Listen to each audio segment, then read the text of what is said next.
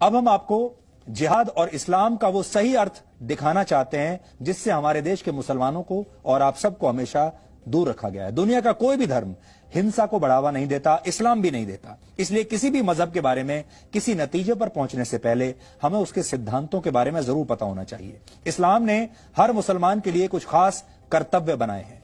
इन्हें इस्लाम के 5 स्तंभ कहते हैं। इस्लाम का पहला स्तंभ है शहादा, जिसका शाब्दिक अर्थ है घोषणा करना या गवाही देना। हर मुसलमान का कर्तव्य है कि वो इस बात की घोषणा करे कि अल्लाह के सिवा कोई और परमेश्वर नहीं है, यानी वो सिर्फ और सिर्फ अल्लाह में ही अपना भरोसा रखेगा। दूसरा स्तंभ है सलात, फारसी में इसी को नमाज भी कहते हैं। इस्लाम कहता है कि हर मुसलमान के लिए दिन में 5 बार नमाज पढ़ना जरूरी है। इस्लाम का तीसरा स्तंभ है ज़कात, आप इसे साल में 1 बार किया जाने वाला दान भी कह सकते हैं। हर मुसलमान के लिए जरूरी है कि वो अपनी आय का, अपनी आमदनी का एक हिस्सा जरूरतमंदों को दान जरूर दे, चैरिटी करे, अंग्रेजी में अगर आप कहें तो।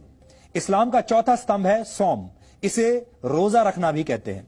इस्लाम में कहा गया है कि रमजान के महीने में हर मुसलमान के लिए रोजा यानी व्रत रखना जरूरी है।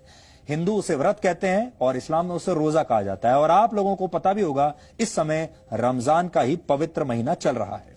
इसी तरह हज को इस्लाम का 5वां स्तंभ माना जाता है। हर मुसलमान का यह कर्तव्य है कि अगर वो मक्का जाने का खर्च उठा सकता है तो जीवन में कम से कम 1 बार उसे हज जरूर जाना चाहिए।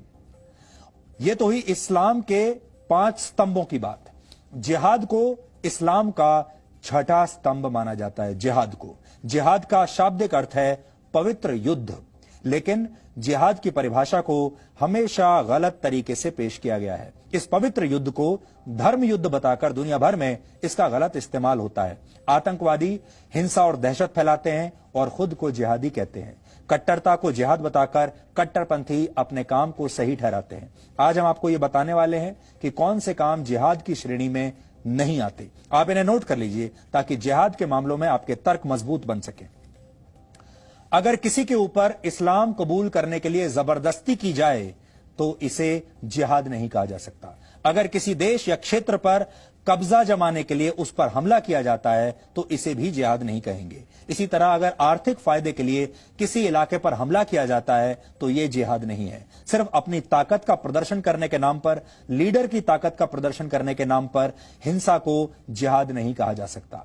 अगर निर्दोष लोगों, बच्चों, महिलाओं की हत्या की जाती है या उनका बलात्कार किया जाता है, इसे भी जिहाद बिल्कुल नहीं कह सकते। और अगर किसी पर हमला करके उसकी संपत्ति का नुकसान किया जाता है, इसे भी जिहाद नहीं कहेंगे। इसी तरह अगर किसी को हराने के लिए जैविक युद्ध का सहारा लिया जाता है तो इसे भी जिहाद नहीं कहा जाना चाहिए।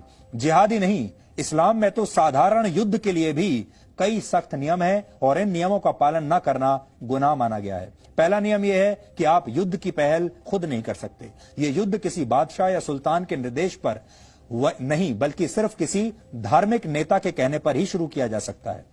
ये नियम यह भी कहते हैं कि युद्ध में दुश्मन को भी पूरा सम्मान देना चाहिए और दुश्मन सैनिकों के साथ न्याय करना चाहिए। दुश्मन सेना के घायल सैनिकों का इलाज उन्हें अपना सैनिक मानकर करना चाहिए। युद्ध जितनी जल्दी हो सके उसे समाप्त करना चाहिए। अगर दुश्मन शांति की पहल करे तो फौरन युद्ध विराम की घोषणा कर देनी चाहिए।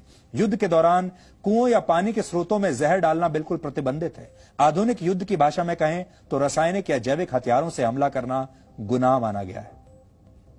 जिहाद की परिभाषा को सदियों से हमेशा गलत तरीके से पेश किया जाता रहा है और इसी का नतीजा है कि हमारे देश में जिहाद पर बात करना आपके जेल जाने की गारंटी बन सकता है। सच दिखाना आपको कोर्ट कचहरी